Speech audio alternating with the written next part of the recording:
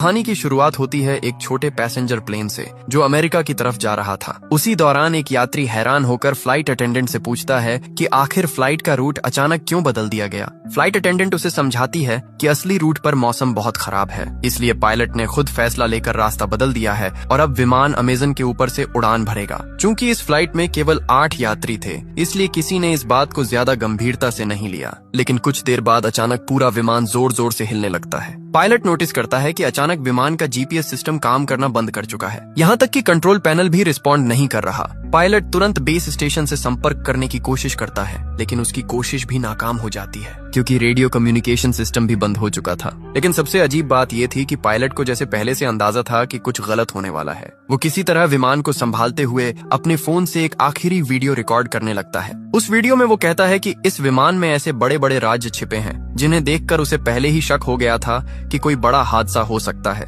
अब विमान तेजी से नीचे गिरने लगता है। सामने घना जंगल और ऊंचे पहाड़ दिखाई दे रहे थे। पायलट किसी तरह पेड़ों की शाखाओं का इस्तेमाल करके विमान की स्पीड कम करने की कोशिश करता है ताकि क्रैश का असर थोड़ा कम हो जाए। कई किलोमीटर तक घसीटने के बाद आखिरकार विमान रुक जाता है। यहाँ मौजूद लगभग सभी यात्री जिंदा बच जाते हैं, लेकिन फ्लाइट अटेंडेंट जिसने सीट बेल्ट नहीं पहनी थी वो मौके पर ही मर जाती है। अब सभी यात्री घबराकर एक दूसरे से चर्चा करने लगते हैं कि आखिर अब उन्हें क्या करना चाहिए। वो लोग पहले ये कंफर्म करते हैं कि फ्लाइट अटेंडेंट के अलावा किसी को कोई गंभीर चोट नहीं आई। इसके बाद 2 यात्री जल्दी से कॉकपिट में जाकर पायलट की हालत देखने लगते हैं, लेकिन वहाँ का दृश्य देखकर वो दंग रह जाते हैं। कुछ पेड़ों की बड़ी शाखाएं पायलट के सीने के आर पार हो चुकी थीं। फिर भी वो किसी तरह जिंदा था। दोनों यात्री धीरे धीरे सीट हटाने की कोशिश करते हैं ताकि पायलट ठीक से सांस ले सके। तभी अचानक विमान के बाहर आग लगने की आवाज आती है। सभी यात्री तुरंत विमान से बाहर निकल जाते हैं और आग बुझाने की कोशिश करने लगते हैं, क्योंकि अगर पूरा विमान जल गया तो रेस्क्यू टीम आने तक वो लोग रहेंगे कहाँ। कुछ समय बाद हालात थोड़े शांत होते हैं। अब सभी 8 यात्री एक साथ बैठकर समझने की कोशिश करते हैं क्या आखिर रूट बदलने के बाद वो अमेज़न के किस हिस्से में आ गए।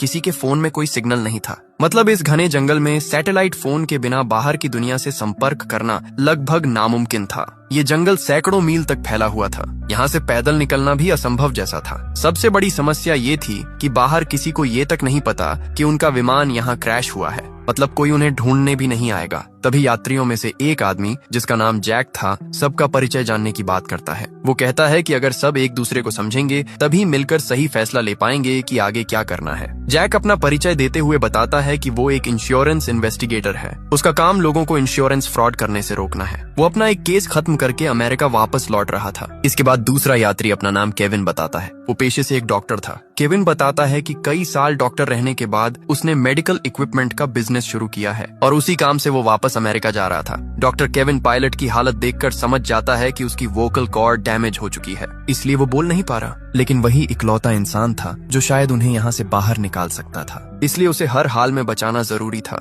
इसके बाद तीसरी यात्री अपना नाम क्रिस्टी बताती है। वो कहती है कि उसे दुनिया घूमना पसंद है और वो अपने ट्रैवल वीडियो सोशल मीडिया पर पोस्ट करती है। लेकिन जब उससे उसके अतीत के बारे में पूछा जाता है तो वो कुछ भी बताने से मना कर देती है। चौथा यात्री था कार्लोस। वो एक रेसलर था और मूल रूप से मेक्सिको का रहने वाला था। वो एक फाइटिंग प्रतियोगिता में हिस्सा लेने अमेरिका जा रहा था। इसके बाद एक युवा कपल अपना परिचय देता है। उनका नाम था डैनी और एमी। वो बताते हैं कि उनकी हाल ही में शादी हुई है और वो हनीमून के लिए अमेरिका जा रहे थे। आखिर में बचते हैं एक मिडिल एज कपल डेविड और लीसा। वो अमेरिका के एक छोटे शहर में होटल चलाते थे, लेकिन डेविड की हार्ट सर्जरी के लिए वो बाहर जा रहे थे। इस तरह सभी लोग एक दूसरे के बारे में थोड़ा बहुत जान लेते हैं। अब उनके साथ था घायल पायलट जो बोलने की हालत में नहीं था। तभी जैक सबको सुझाव देता है कि सबसे पहले विमान में बचा सारा खाना और पानी इकट्ठा करके राशन की तरह बांटना चाहिए ताकि उन्हें पता चल सके कि वो कितने दिन तक जिंदा रह सकते हैं। वो लोग चेक करते हैं और पता चलता है कि खाना और पानी ज्यादा से ज्यादा 3 दिन तक चल सकता है। इसके बाद जैक कहता है कि अगर बारिश या तूफान आया तो उन्हें विमान के अंदर शरण लेनी पड़ सकती है, इसलिए फ्लाइट अटेंडेंट की बॉडी को बाहर कहीं दूर रखना होगा ताकि विमान के अंदर जगह बनी रहे। सभी लोग मिलकर ये छोटे छोटे काम खत्म करते हैं। अब उनके सामने सबसे बड़ा सवाल था यहाँ से बाहर कैसे निकला जाए। अब जैक और बाकी सभी घायल पायलट के पास जाकर उससे पूछते हैं कि क्या विमान में कोई सैटेलाइट फोन मौजूद है जिससे वो बाहर मदद के लिए संपर्क कर सकें। साथ ही वो ये भी जानना चाहते थे कि आखिर विमान अपने असली रूट से हटकर इस जंगल में कैसे आ गया और बिना किसी खराब मौसम के अचानक क्रैश कैसे हो गया। पायलट कुछ बोलने की कोशिश करता है। ऐसा लग रहा था जैसे वो कोई बड़ा राज जानता हो, लेकिन बोल ना पाने की वजह से वो कुछ भी बता नहीं पाता। तभी जैक कहता है कि चूंकि केविन एक डॉक्टर है इसलिए उसे पायलट का इलाज करना चाहिए, लेकिन केविन तुरंत मना कर देता है। वो कहता है कि पायलट को बचाने के लिए सर्जरी करनी पड़ेगी और इस जंगल में उसके पास ना तो सही मेडिकल उपकरण है और ना ही दवाइयाँ। अगर वो अभी सर्जरी करेगा तो शायद पायलट और जल्दी मर जाएगा। इसलिए सभी फैसला करते हैं कि फिलहाल पायलट के ठीक होने का इंतजार करना ही बेहतर होगा। उधर लीसा विमान से खाना निकालकर सभी में थोड़ा थोड़ा बांट देती है। खाना खाने के बाद सभी लोग उम्मीद करने लगते हैं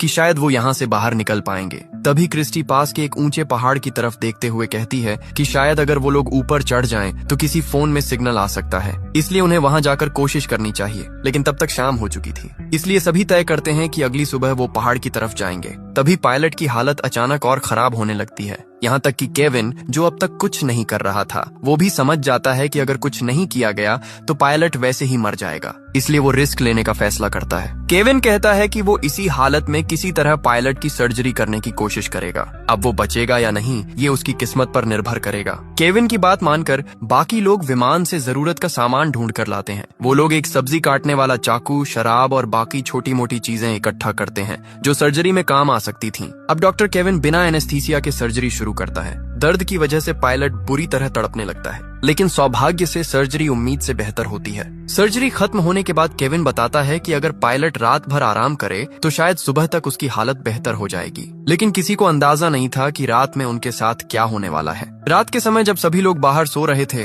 तभी एक नकाबपोश इंसान चुपके से घायल पायलट के पास आता है। वो उसके मुंह को दबाकर उसकी सांस रोक देता है और कुछ ही सेकंड में पायलट की मौत हो जाती है। अगली सुबह जब सभी उठते हैं तो पायलट की लाश देखकर हैरान रह जाते हैं, क्योंकि पिछली रात सर्जरी के बाद उसकी हालत काफी बेहतर हो चुकी थी और वो तो उन्हें कोई जरूरी बात बताने वाला था। डॉक्टर केविन उसकी जांच करके कहता है कि उसके शरीर में कोई इन्फेक्शन नहीं हुआ था, मतलब उसकी मौत सामान्य तरीके से नहीं हुई। अब सभी लोग चर्चा करने लगते हैं कि रात में किसी को पायलट की निगरानी करनी चाहिए थी, लेकिन अब बहुत देर हो चुकी थी। आखिरकार वो लोग सोचते हैं कि शायद उसकी मौत चोटों की वजह से हुई होगी, इसलिए वो पायलट की बॉडी को भी फ्लाइट अटेंडेंट की बॉडी के पास एक पेड़ के नीचे रख आते हैं, ताकि अगर कभी कोई रेस्क्यू टीम यहाँ पहुंचे तो दोनों की बॉडी उनके परिवार तक पहुंचाई जा सके। लेकिन किसी का ध्यान नहीं जाता कि पायलट की जेब से उसका फोन नीचे गिर चुका था और डैनी चुपचाप वो फोन उठा लेता है। जब एमी उससे इसके बारे में पूछती है तो डैनी उसे किसी को कुछ न बताने के लिए कहता है, क्योंकि अब उसे किसी पर भरोसा नहीं रहा था। इसके बाद डैनी अकेले पायलट की बॉडी के पास जाता है और उसका एक उंगली काट लेता है ताकि फिंगरप्रिंट से फोन अनलॉक किया जा सके। उधर मिडिल एज कपल डेविड और लीसा आपस में बात कर रहे होते हैं। लीसा अपने पति से कहती है कि उसे नहीं लगता पायलट की मौत सामान्य थी। वो पहले एक अस्पताल में नर्स रह चुकी थी और उसने एक बार एक मरीज को दम घुटने से मरते देखा था। लीसा बताती है कि पायलट का चेहरा भी उसी मरीज की तरह काला पड़ गया था, मतलब किसी ने जानबूझकर उसकी सांस रोकी थी। लेकिन उसने ये बात बाकी लोगों को नहीं बताई, क्योंकि साफ था कि उन 8 लोगों में से ही कोई एक कातिल था। डेविड हैरान होकर पूछता है कि आखिर कोई यात्री पायलट को क्यों मारेगा, लेकिन लीसा कहती है कि अब उन्हें ये पता लगाना होगा और अब से उन्हें बहुत सावधान रहना होगा। उन्हें खुद के अलावा किसी पर भरोसा नहीं करना चाहिए। इसी दौरान लीसा को अचानक महसूस होता है कि कोई उनकी बातें सुन रहा है, इसलिए वो तुरंत बात करना बंद कर देती है। उधर ट्रैवलर क्रिस्टी एमी के पास आकर कहती है कि उसे पता है कि डैनी और एमी असल में हनीमून पर नहीं जा रहे। अब एमी सच बता देती है। वो कहती है कि वो एक अमीर बिजनेसमैन की बेटी है और डैनी उसके घर का ड्राइवर था, लेकिन दोनों एक दूसरे से प्यार करने लगे और जब उन्हें लगा कि उनका परिवार इस रिश्ते को कभी स्वीकार नहीं करेगा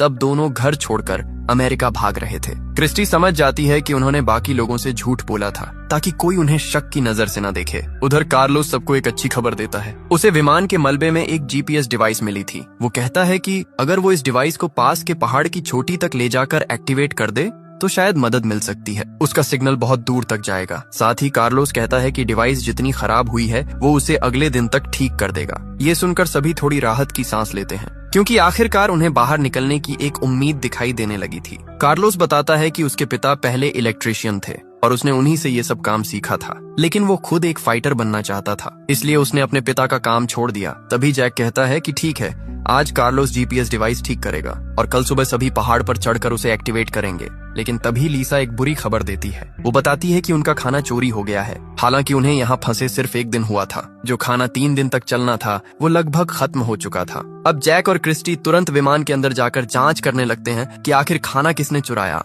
उन्हें समझ आ जाता है कि किसी ने जानबूझकर राशन खत्म किया है। इसी दौरान जैक नोटिस करता है कि क्रिस्टी बहुत प्रोफेशनल तरीके से जांच कर रही है। तब वो कहता है कि वो कोई साधारण ट्रैवलर नहीं हो सकती, क्योंकि आम इंसान इस तरह जांच नहीं करता। तब आखिरकार क्रिस्टी सच बताती है। वो असल में एक रिपोर्टर थी जो अलग अलग देशों में जाकर गैंग्स और अपराधियों का पर्दाफाश करती थी। इसीलिए उसने अपने बारे में झूठ बोला था, ताकि अगर यात्रियों में कोई अपराधी हो तो वो उस पर हमला ना करे। मतलब वहाँ मौजूद हर इंसान अपने अतीत के बारे में कुछ न कुछ छिपा रहा था। अब क्योंकि उनके पास खाने और पानी की कमी हो चुकी थी, इसलिए कार्लोस को जीपीएस डिवाइस ठीक करने के लिए छोड़कर बाकी सभी लोग जंगल में खाने और पानी की तलाश में निकल पड़ते हैं। चलते चलते उन्हें रास्ते में नीले रंग के कुछ मशरूम दिखाई देते हैं। क्रिस्टी अपने रिपोर्टिंग अनुभव से तुरंत समझ जाती है कि ये जहरीले मशरूम हैं और इन्हें खाने से कुछ घंटों में इंसान की मौत हो सकती है। वो सभी को चेतावनी देती है कि कोई भी गलती से इन्हें हाथ न लगाए। साथ ही वो ये भी बताती है कि ऐसे मशरूम आमतौर पर गीली जगहों पर उगते हैं,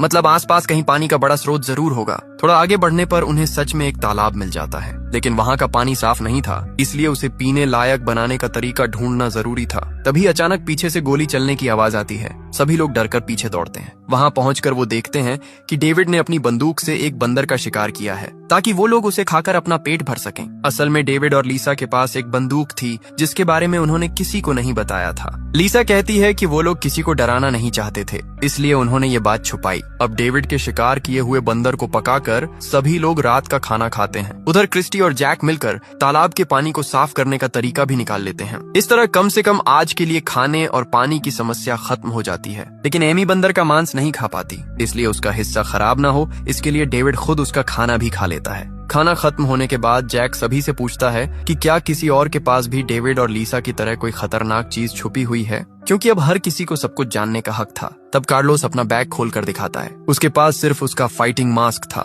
जो उसकी फाइटर पहचान को रिप्रेजेंट करता था। साथ ही वो कहता है कि कल वो लोग जीपीएस डिवाइस के जरिए मदद के लिए सिग्नल भेज देंगे, इसलिए फिलहाल उन्हें एक दूसरे से डरने की जरूरत नहीं है। लेकिन उसी रात जब सभी लोग सो रहे थे, अचानक डेविड की तबीयत खराब होने लगती है और दूर अंधेरे में कोई इंसान छिपकर ये सब देख रहा था। अब वही रहस्यमयी इंसान अपना सैटेलाइट फोन निकालता है और किसी लड़की को कॉल करता है। वो कहता है कि उनका प्लान अब तक पूरी तरह सफल रहा है और वो इसे और तेजी से आगे बढ़ाएगा। मतलब उन यात्रियों में से किसी एक के पास सैटेलाइट फोन मौजूद था, लेकिन उसने जानबूझकर उसे सबसे छुपा रखा था और शायद वही शुरू से ये सब कर रहा था। लेकिन क्यों, ये अभी भी एक बड़ा रहस्य था। अगली सुबह सभी लोग लीसा के रोने की आवाज सुनकर जागते हैं, क्योंकि रात में डेविड की मौत हो चुकी थी। डॉक्टर केविन उसकी जांच करके बताता है कि उसके मुंह से झाग निकल रहा है, मतलब उसे फूड पॉइजनिंग हुई थी और शायद उसे वही जहरीले मशरूम खिलाए गए थे जो उन्होंने पिछले दिन जंगल में देखे थे। ये सुनते ही लीसा गुस्से में आ जाती है। वो सभी पर चिल्लाने लगती है कि उनमें से कोई एक इंसान सबको एक एक करके मार रहा है, लेकिन अब तक किसी को ये समझ नहीं आ रहा था कि आखिर कोई ऐसा क्यों करेगा। इन 8 लोगों में से तो कोई भी एक दूसरे को पहले से जानता तक नहीं था। तब लीसा सभी को बताती है कि पायलट की मौत भी सामान्य नहीं थी। उसे उसी समय समझ आ गया था कि किसी ने जानबूझकर उसका दम घोंटा था, लेकिन उसने उस वक्त कुछ नहीं कहा ताकि सभी लोग आपस में लड़ने न लगे। अब लीसा को याद आता है कि उसने ये सारी बातें डेविड को बताई थीं और उसी दौरान उसे महसूस हुआ था कि कोई उनकी बातें सुन रहा था। मतलब जिसने उनकी बातें सुनी उसी ने बाद में डेविड को निशाना बनाया, क्योंकि डेविड सच के करीब पहुंच चुका था। अब सभी को समझ आने लगता है कि जब उन्होंने जंगल में जहरीले मशरूम देखे थे तब किसी ने चुपके से कुछ मशरूम उठा लिए थे और रात में उन्हें डेविड के खाने में मिला दिया। सबसे डरावनी बात ये थी कि डेविड ने एमी का खाना भी खाया था, मतलब शायद असली निशाना एमी थी। अब वहाँ मौजूद हर इंसान डर जाता है, क्योंकि अगर उनमें से कोई एक कातिल है तो हर किसी की जान खतरे में थी। ऊपर से विमान का अचानक क्रैश होना, फिर एक एक करके लोगों का मरना, ये सब साफ इशारा कर रहा था कि ये कोई हादसा नहीं बल्कि पहले से बनाई गई योजना थी। अब सभी लोग अलग अलग रहने लगते हैं, क्योंकि कोई भी किसी पर भरोसा नहीं कर पा रहा था। उधर डैनी एमी को पायलट का फोन दिखाता है जिसे उसने पहले छुपा लिया था। उस फोन में पायलट की आखिरी वीडियो रिकॉर्डिंग मौजूद थी।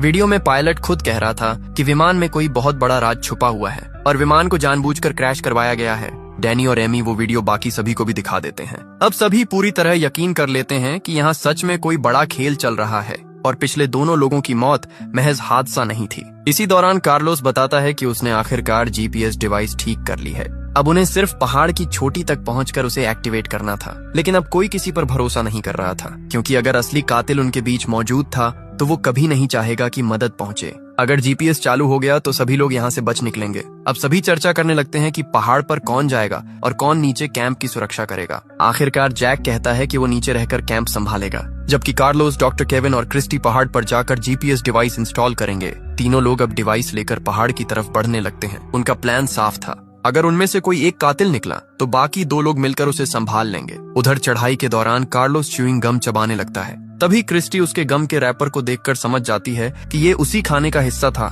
जो पहले चोरी हुआ था, मतलब खाना कार्लोस ने चुराया था। अब क्रिस्टी के मन में शक पैदा होने लगता है कि शायद वही असली कातिल भी हो सकता है, लेकिन वो अभी किसी को कुछ नहीं बताती। वो चुपचाप कार्लोस पर नजर रखने लगती है। साथ ही सावधानी के लिए वो जीपीएस डिवाइस भी कार्लोस से लेकर खुद संभाल लेती है, क्योंकि उसे डर था कि कहीं कार्लोस डिवाइस को नुकसान न पहुंचा दे। अब तीनों धीरे धीरे पहाड़ की चोटी की तरफ बढ़ते रहते हैं। कई घंटों की मुश्किल चढ़ाई के बाद आखिरकार वो लोग ऊपर पहुंच जाते हैं। लेकिन तभी अचानक क्रिस्टी का पैर फिसल जाता है और वो पहाड़ के किनारे से नीचे लटक जाती है। सबसे खतरनाक बात ये थी कि जीपीएस डिवाइस भी किनारे के पास गिर चुकी थी। अगर वो डिवाइस नीचे गिर जाती तो यहाँ से बाहर निकलने की उनकी आखिरी उम्मीद खत्म हो जाती। इसलिए अपनी जान जोखिम में डालकर क्रिस्टी सबसे पहले डिवाइस पकड़ लेती है। उधर कार्लोस और केविन अपनी जान की परवाह किए बिना क्रिस्टी को ऊपर खींचने लगते हैं और आखिरकार वो दोनों मिलकर क्रिस्टी और डिवाइस दोनों को बचा लेते हैं। इस घटना के बाद तीनों के बीच थोड़ा भरोसा बनने लगता है, क्योंकि अगर उनमें से कोई कातिल होता तो वो आसानी से बाकी लोगों को मरने के लिए छोड़ सकता था,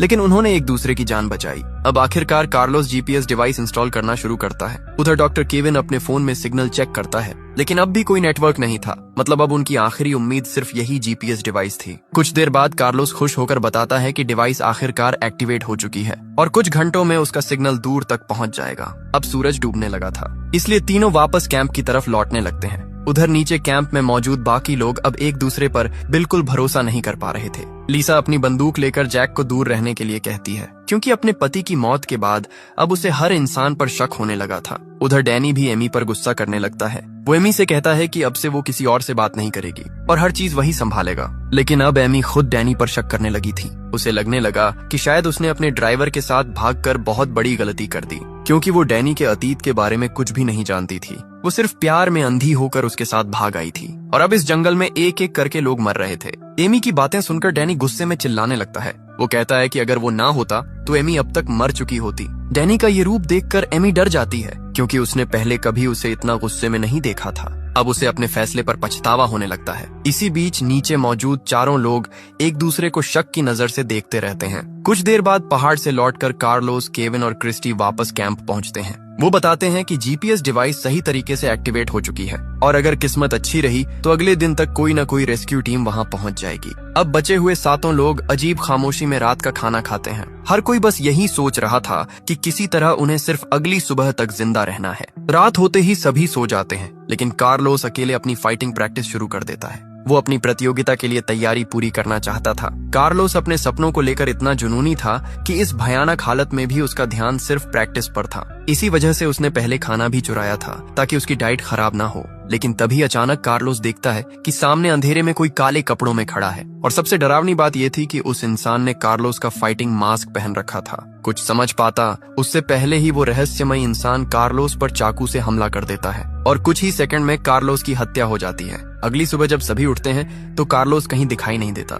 तब जैक कहता है कि उन्हें अलग अलग होकर उसे ढूंढना चाहिए, लेकिन डॉक्टर केविन याद दिलाता है कि अगर जीपीएस डिवाइस काम कर रही है तो अब तक रेस्क्यू टीम आ जानी चाहिए थी। उन्हें नहीं पता था कि रात में किसी ने चुपके से जीपीएस डिवाइस की वायर काट दी थी, मतलब कोई सिग्नल बाहर जा ही नहीं रहा था। इस सच्चाई से अनजान बाकी लोग जंगल में कार्लोस को ढूंढने निकल पड़ते हैं, लेकिन काफी देर तक खोजने के बाद भी कार्लोस कहीं नहीं मिलता। तब केविन कहता है कि उन्हें दोबारा पहाड़ पर जाकर जीपीएस डिवाइस चेक करनी चाहिए। क्रिस्टी भी उसके साथ जाने को तैयार हो जाती है, क्योंकि अब किसी को अकेले भेजना बहुत खतरनाक था। दोनों पहाड़ की तरफ बढ़ने लगते हैं। रास्ते में अचानक उन्हें आसमान में बहुत सारे पक्षी एक जगह मंडराते दिखाई देते हैं। ये देखकर दोनों समझ जाते हैं कि वहाँ जरूर कुछ हुआ है, इसलिए वो पहाड़ की तरफ जाने के बजाय उसी दिशा में बढ़ने लगते हैं और वहाँ पहुंचकर उनका दिल दहल जाता है, क्योंकि वहाँ कार्लोस की लाश पड़ी थी। किसी ने पिछली रात उसकी हत्या करके उसकी बॉडी वहाँ फेंक दी थी। अब केविन और क्रिस्टी वापस कैंप लौटते हैं और बाकी लोगों को बताते हैं कि उन्होंने एक और साथी खो दिया है। अब सभी का शक सीधे डैनी और एमी पर जाने लगता है। क्योंकि पिछली रात कार्लोस उन्हीं दोनों के सबसे पास सोया था।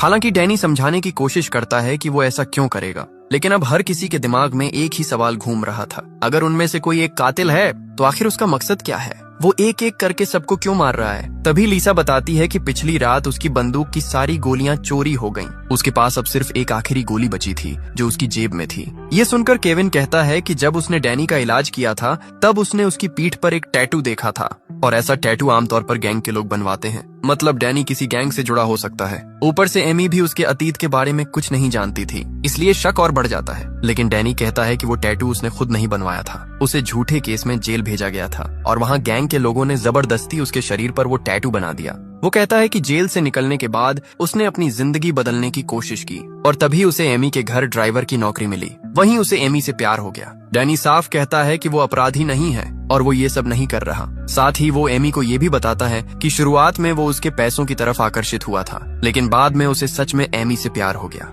और अब वो उसे बचाने के लिए कुछ भी कर सकता है। इसी दौरान शाम हो जाती है और अचानक जंगल में तेज तूफान और भारी बारिश शुरू हो जाती है। सभी लोग भागकर वापस विमान के अंदर आ जाते हैं, लेकिन तभी उन्हें आखिरकार वो चीज दिखाई देती है जिसकी वजह से शायद ये सब हो रहा था। बारिश के कारण विमान की छत का एक हिस्सा टूट जाता है और वहाँ से कई बड़े बैग नीचे गिरते हैं। जब जैक छत हटाकर ठीक से देखता है तो सभी दंग रह जाते हैं, क्योंकि उन बैग्स के अंदर सफेद रंग के कई पैकेट भरे हुए थे। सभी तुरंत समझ जाते हैं कि ये ड्रग्स हैं और उनकी कीमत करोड़ों में होगी। अब धीरे धीरे सारी बातें साफ होने लगती हैं। एयरलाइन असल में सामान्य यात्रियों की आड़ में ड्रग्स की तस्करी कर रही थी। शायद इसी वजह से उनकी फ्लाइट टिकट बाकी फ्लाइट से इतनी सस्ती थी। अब डैनी, जिसने पहले गैंग के साथ काम किया था, वो तुरंत पहचान जाता है कि ये बहुत बड़ा ड्रग ऑपरेशन है। उसे समझ आ जाता है कि शायद एयरलाइन का राज किसी तरह लीक हो गया था और इसलिए विमान को जानबूझकर इस जंगल में क्रैश करवाया गया।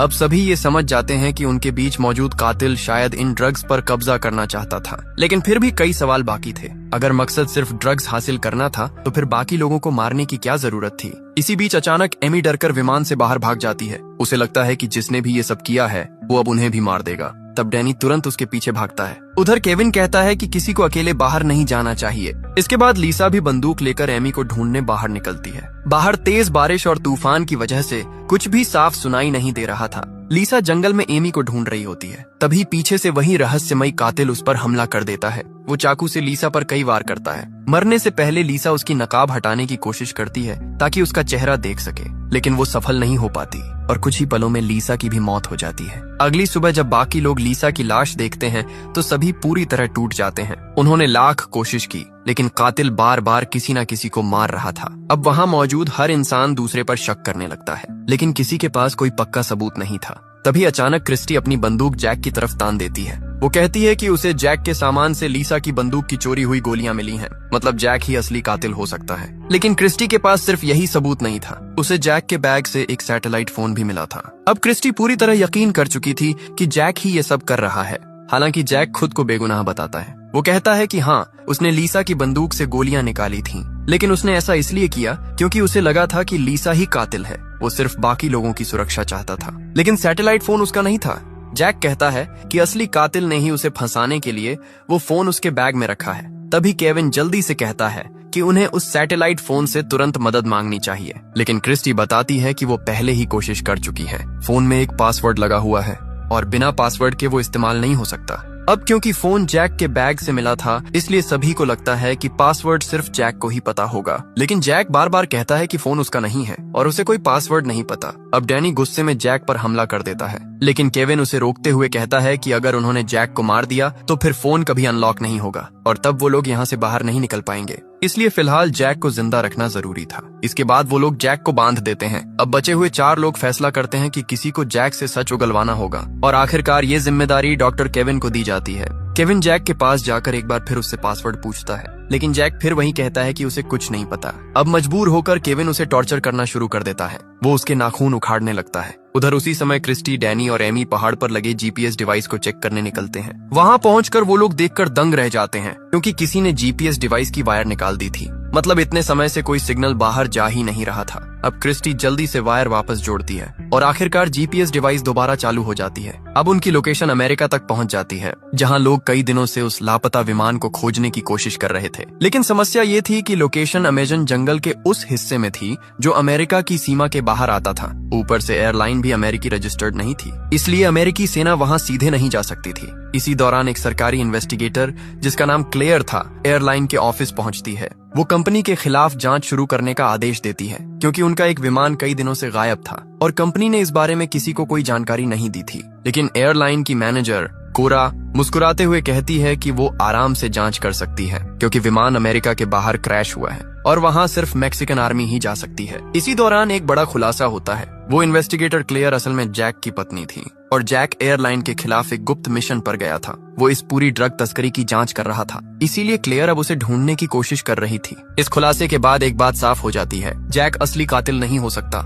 लेकिन जंगल में मौजूद बाकी लोग अभी भी उसी पर शक कर रहे थे। उधर जंगल में क्रिस्टी अकेले जैक के पास आती है। अब उसे भी लगने लगा था कि शायद जैक को फंसाया जा रहा है। जैक उसे समझाता है कि अगर वो सच में कातिल होता तो वो सिर्फ गोलियां नहीं बल्कि पूरी बंदूक चुरा लेता और फिर बाकी लोगों को आसानी से मार सकता था, लेकिन उसने ऐसा नहीं किया। क्रिस्टी को उसकी बात सही लगती है, इसलिए वो चुपचाप जैक की रस्सियां खोल देती है और उसे वहां से भाग जाने के लिए कहती है, ताकि बाकी लोग उसे दोबारा टॉर्चर ना कर सकें। अगली सुबह जब बाकी लोग देखते हैं कि जैक गायब है तो वो हैरान रह जाते हैं। क्रिस्टी ऐसे व्यवहार करती है जैसे उसे कुछ पता ही ना हो, लेकिन डैनी और एमी डर जाते हैं, क्योंकि अगर जैक सच में कातिल हुआ तो अब वो आजाद था और वो किसी से भी बदला ले सकता था, खास तौर पर केविन से, जिसने पिछली रात उसे बुरी तरह टॉर्चर किया था। अब केविन खुद डरने लगता है। तभी डैनी फैसला करता है कि वो एमी को लेकर बाकी लोगों से अलग हो जाएगा, क्योंकि अब उसे किसी पर भरोसा नहीं था। लेकिन क्रिस्टी उसे समझाने की कोशिश करती है। वो कहती है कि अगर सभी अलग अलग हो गए तो असली कातिल के लिए लोगों को मारना और आसान हो जाएगा। लेकिन डैनी कहता है कि इतने दिनों तक साथ रहने के बावजूद उनके कई साथी मर चुके हैं, इसलिए अब अलग होना ही बेहतर है। उधर जैक भी कैंप से दूर जाकर अकेले रहने के लिए कोई सुरक्षित जगह ढूंढने लगता है, क्योंकि अब सिर्फ क्रिस्टी को छोड़कर बाकी सभी उसे कातिल मान रहे थे। इसी बीच डैनी एमी को भरोसा दिलाता है कि वो उसे कुछ नहीं होने देगा। वो कहते हैं कि अब जीपीएस डिवाइस चालू हो चुकी है और जल्द ही रेस्क्यू टीम वहां पहुंच जाएगी। और सच में ऐसा ही होता है।